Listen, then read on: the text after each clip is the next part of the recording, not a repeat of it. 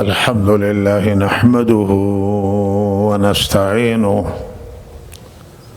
ونستغفره ونؤمن به ونتوكل عليه ونعوذ بالله من شرور أنفسنا ومن سيئات أعمالنا من يهده الله فلا مضل له ومن يضلله فلا هادي له وأشهد أن لا إله إلا الله وحده لا شريك له وأشهد أن سيدنا ونبينا ومولانا محمدا عبده ورسوله صلى الله تعالى عليه وعلى آله وصحبه أجمعين أما بعد فأعوذ بالله من الشيطان الرجيم بسم الله الرحمن الرحيم قد أفلح من زكاها وقد خاب من دساها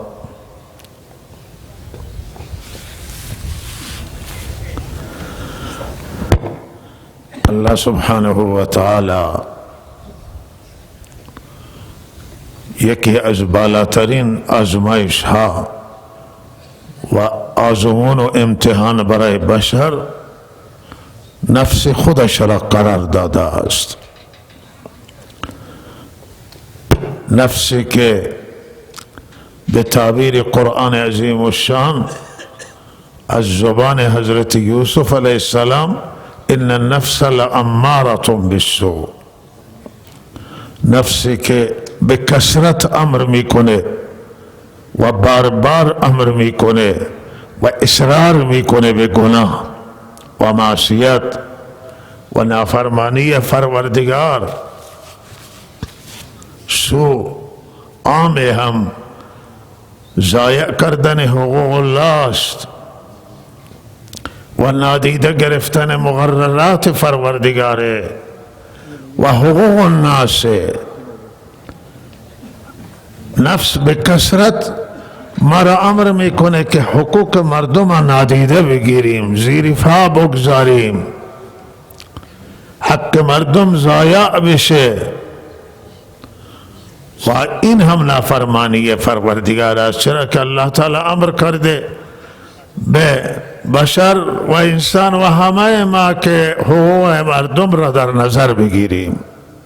وقتی ما حق مردم ضایع میکنیم یعنی هم حق الله برگردن ما، چرا الله را نافرمانی کردیم، و هم حقوق الناس.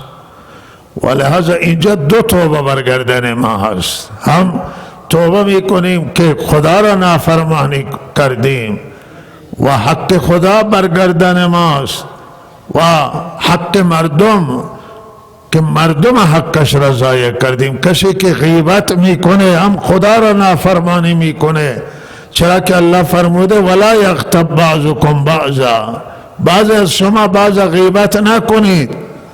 و همینطور عزیزان آبروی مردم بردیم و یا حالا به مردم تهمت زدیم و اگر عیب بر مردم وارد هست عیب او را یاد کردیم و او را غیبت کردیم. لذا حقوق الناس هم هست و حقوق الله هم هست. لذا این توبه مهمتره که در آن حق بندگان ضایع میشه. اینجا تضییع دو تا حقوقه، اما کسی که نماز نمیخوانه یا کوتاهی در نماز میکنه اینجا چون این حق پروردگار است لہذا تنها باید از الله معذرت میخواد، نیاز نیست که از مردم بره معذرت بخواد. اما کسی که غیبت میکنه باید هم از خدا معذرت بخواد هم از مردم. ولی کسی که نماز نمیخوانه و نمازش را قضا کرده است این از الله باید معذرت خواهی بکنه تا خدا او را ببخشد. لہذا سروران گرامی بالاترین مبارزه، سنگین ترین مبارزه ما با خودمان است. با خود باید مبارزه کرد. و مبارزه با خود مبارزه با نفس اماره است به گناه، نفسی که ما را به گناه وادار میکنه، به کوتاهی در امر الهی و انجام دادن دستورات پروردگار وادار میکند. این نفس باید شکسته بشه، این باید زیر قدم قرار بگیره، با این باید مبارزه کرد. بالاترین مبارزه با خوده که منیت بشکنه، تکبر از بین بره، خودخواهی از بین بره، خودپسندی از بین بره، عجب از بین بره. این بالاترین مبارزه. شما مبارز آفریده شدید، انسان الله مبارز آفریده و مجاهد آفریده. انسان باید همیشه در جهاد باشه و بالاترین جهاد با خود اوست، با خودش جهاد بکنه تا خود را بشکنه، یعنی نفسش را بشکنه، تا تمرد و سرکشی نفسش را بشکنه، خودخواهی نفسش را و تکبر نفس را بشکنه و نفس رام بشه و نفس شکسته بشه، نفس به گناه وادار نکنه، نفس باید تربیت کنه. و نفس تربیت همیشه اینطور که یک حیوان چگونه تربیت میشه، شتر چگونه تربیت میکنه، ابتدا سواری نمیده ولی او را تربیت میکنن که سواری بده و تمرد نکنه، ابتدا اسب سواری نمیده ولی اسب تربیت میکنن، به او سوار میشند و سفرهای طولانی را با این شتر و اسب طی میکنن.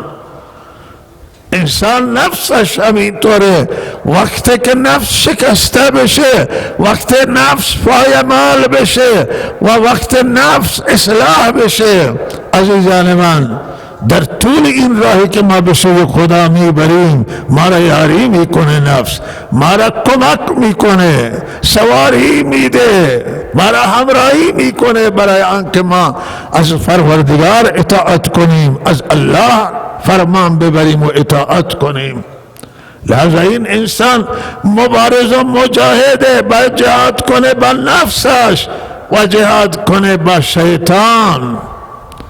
او شیطان دشمن دیگری هست که کارش وسوسه و وسوسه گناه می اندازه، وسوسه معصیت می اندازه. چه بسا قتلهان، چه بسا بلا تشبیه زنان، چه بسا فسادان و چه بسا گناههای بزرگ و کوچکند که همه شیطان به وسیله وسوسه اینها را وارد قلب میکنه، تزریق میکنه در قلب وسوسه را و کنار قلب قرار میگیره و وسوسه تزریق میکنه. از راه دور هم شیطان توانایی داره که وسوسه تزریق کنه و لحاظ انسان وادار میکنه به گناه، وادار میکنه به معصیت. نفس که مثلا نشده است، لحاظ نفس هم همکاری میکنه شیطان. دو تا دشمن میشن، هر دو بر ما مسلط میشن و ما را رهزنی میکنن، از خدا دور میکنن، مرتکب معاصی میکنن، متضرر میکنن، شرمنده بندگان خدا و شرمنده خدا میکنن. لہذا مواظب این دشمنی ها باشید. دشمن خطرناک، وقت نفس شیطان وسوسه بیندازه نباید بگذاری که وسوسه ادامه پیدا کنه، نه قطع کنید بلا فاصله.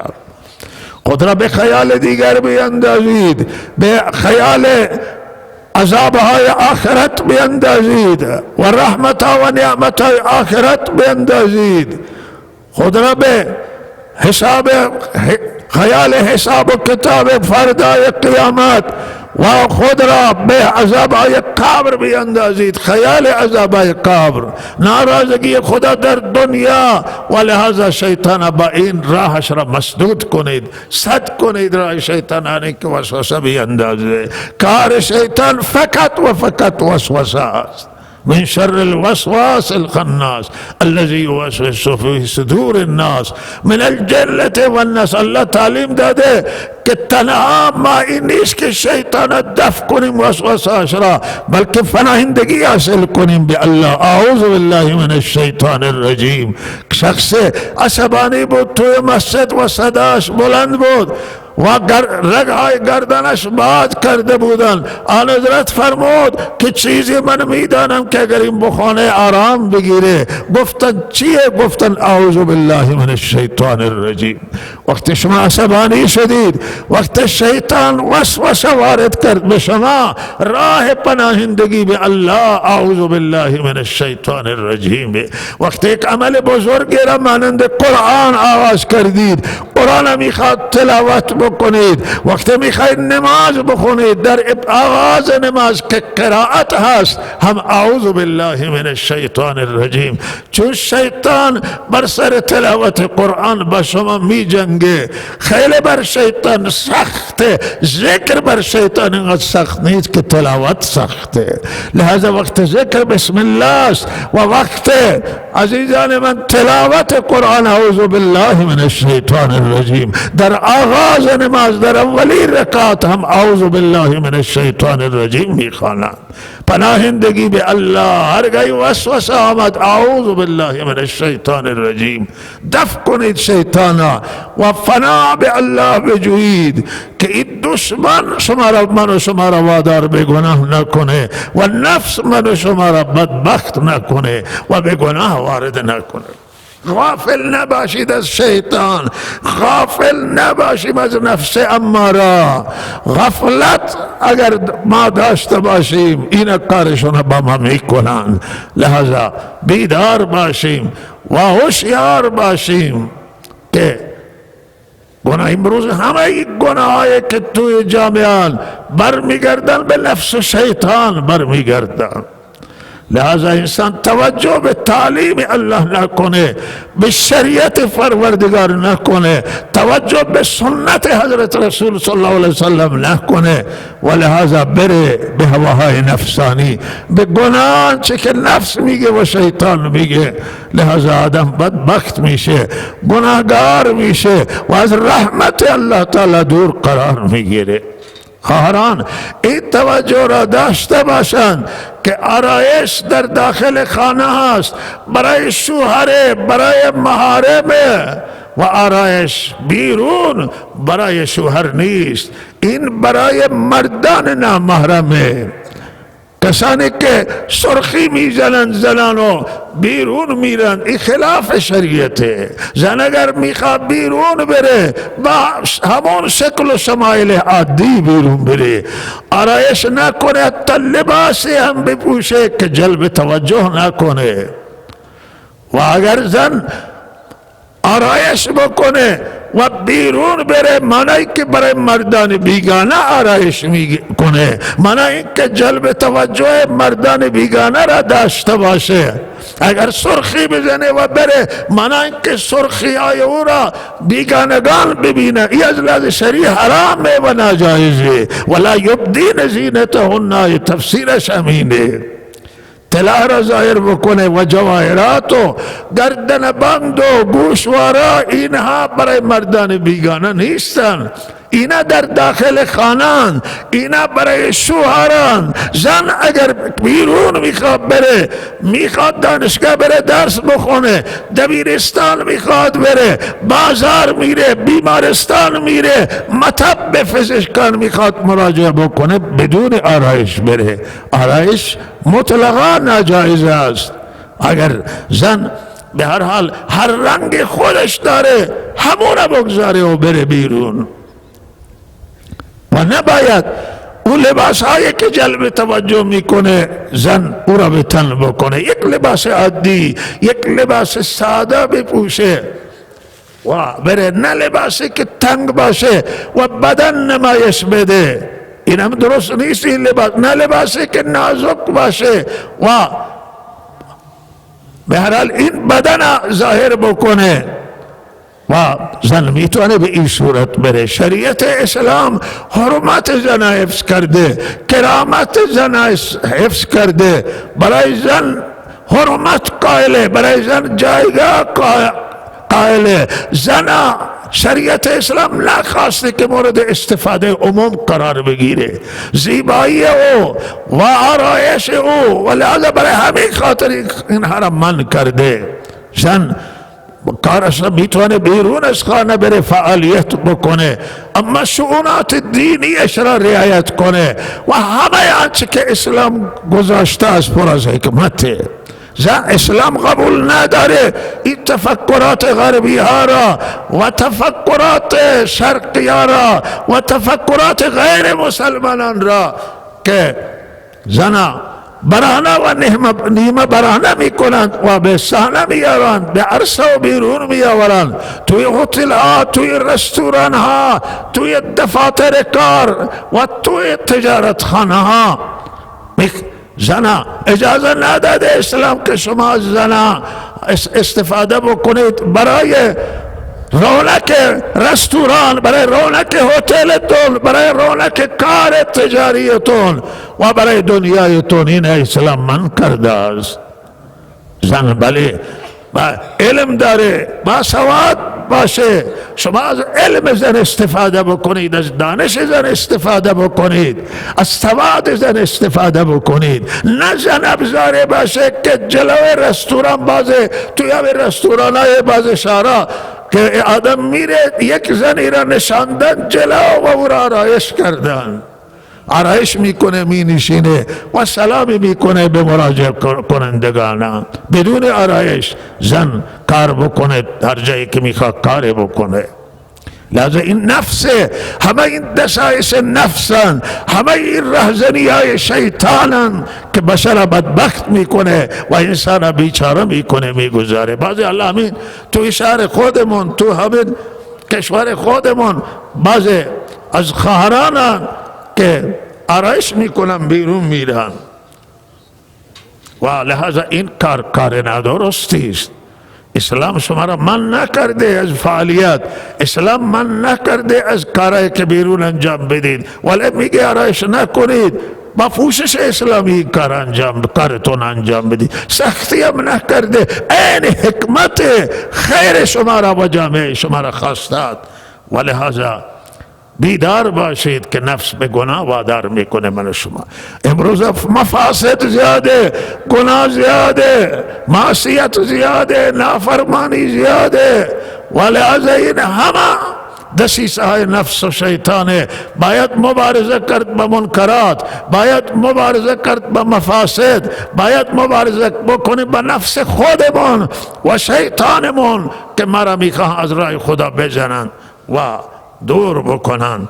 امروزا به هر حال ما در ایام فیروزی انقلاب اسلامی هستیم و خوش خبر هم هستیم که خبر خوشی الحمدلله که همین فیروزی به هر حال طالبان و مردم افغانستان که با نیروهای خارجی داشتن و اصرار اینها این بوده که نیروهای خارجی از افغانستان برن، از کشورشون برن.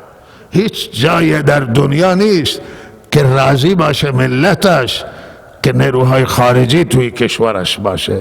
نه ما راضییم، نه ملت های دنیا راضیه، نه ملت افغان راضیه که از اروپا، از امریکا، از دنیا کسانی بیان توی کشور و تصمیم گیرنده در آنجا باشند. باید همه کشورها مستقل باشند و کشورها، ملتها خودشون برای سرنوشتشون تصمیم بگیرند و نویدی برای آینده. این فیروزی بزرگ هست که اشغالگران از یک کشور خارج بشن و خود ملت مستقل باشه برای تصمیم گیری آینده خودش و مقدرات هر ملت باید به دست خود ملت باشه و سرنوشت افغانستان متعلق به افغان هاست، مردم افغانستانه و و باید مردم افغانستان در میان خودشون بشینن و برای آینده کشورشون تصمیم بگیرن. هیچ قدرت حق نداره که دخالت کنه در کشور دیگر که نه شما این تصمیم نگیرید، این بگیرید، این طور نکنید، اون طور بکنید. و احساس من آنه که داره از یک کشور که کاملا ناامن بود در جوار ما، ملت افغان، ملت عزیز افغان که اینها برای ملت ما بسیار احترام دارند، برای همسایگانشان، برای همه مسلمانان، برای همه انسانای آزاده، اینها به سرنوشتشون خودشون حاکم باشند و کنار هم بشینند و با مذاکره و گفتمان مشکلاتشون حل بکنند و ما یک کشور امنی را در جوارمون داشته باشیم. برای ما هم افتخار هست، برای این دعای همه مسلمانان بوده که به هر حال این کشور امنیت به این کشور برگرده و بعد از خروج شوروی از اونجا و به هر حال همه قدرت ها، همه دشمنان تلاششون هم بوده که کشور ناامن بکنن و لحاظه این کشور امنیت حاصل بکنه.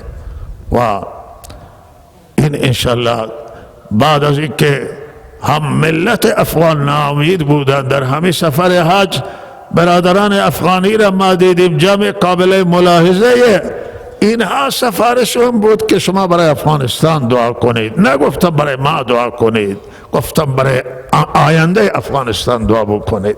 انقدر پریشان، انقدر نگران. الحمدلله الله دعاهای بندگانم پذیرفت. مجاهده و قربانی آنهایی که فداکاری دادند که این قدرت ها از اینجا خارج بشن و ملت افغان به سرنوشت خودش حاکم باشه، لحظه اونها به آرزویشون رسیدن، دعا هم قبول شدن. انشالله آینده ما یک افغانستان امنی و آرامی داشته باشیم. طالبان هم در این مدتی که به هر حال بر سرشون سختی ها زیاد آمده گذشته، الحمدلله سیاسی شدن، تجربه کسب کردن و خودشون می توانند که به هر حال تصمیم بگیرند، مذاکره کنند و توصیه ما به هم طالبانانه که به پای خود بیستند، خودشون متولی مذاکره باشند و بالاخره چون دنیا هر کسی دنبال منافع خودش، امروز دولت ها دنبال منافع خود هستند، ملت ها دنبال منافع خودند و مهم منافع ملت افغانستان هست. اگر ملت افغانستان به مسیر صحیح بره و راه درست بشه، منافع همه ماها و همسایگان تامین میشه.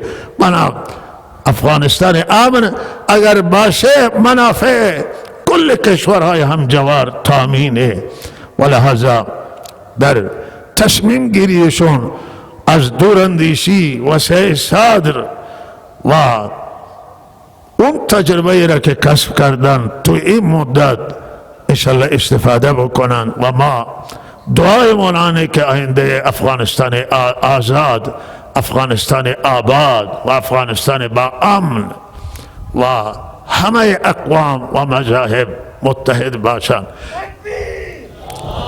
ما اینا فیروزی بزرگ، فیروزی اگر قرار باشه که این طالب العلم نمره بده به کشورها و به دولتها نمره بده، به سیاست ها نمره باید داده بشه. بالاترین سیاست آنها میدانن که رضایت ملت کسب بشه.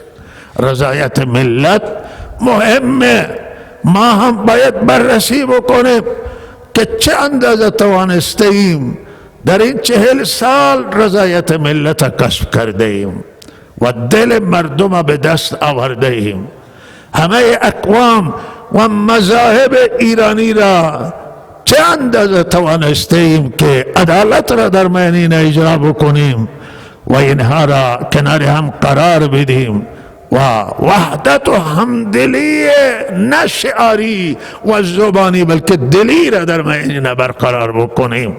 این بررسی می خواهد که بزرگان و همه دستاندرکاران بررسی بکنیم که چه اندازه دل مردم به دست آمده است. توی افغانستان، آینده افغانستان، کشورهای همجوار، همه دولت ها همین مهمه که رفتار چگونه باشد که بتوانند مردم با هم بکنند، امنیت برای مردم برقرار بشه، مبارزه با فساد، مبارزه با ظلم.